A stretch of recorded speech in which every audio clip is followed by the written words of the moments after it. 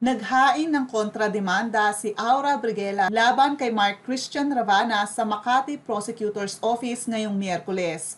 Ayon nga sa ulat, personal na nagtungo si Aura kasama ang kanyang abogado sa Makati Prosecutor's Office, kung saan nagharap si Aura at si Mr. Ravana. Ilan umano sa mga kasong isinampa ni Aura laban kay Mr. Ravana ang paglabag sa Anti-Wiretapping Law, Safe Spaces Act at slight physical injury. Nauna nang kinasuhan si Aura kabilang na ang grave coercion. Matatandaang nasangkot sa isang rambulan sa labas ng isang bar sa Poblacion Makati si Aura Briguela. Inaresto nga siya ng mga otoridad at nakalaya matapos magpiyansa.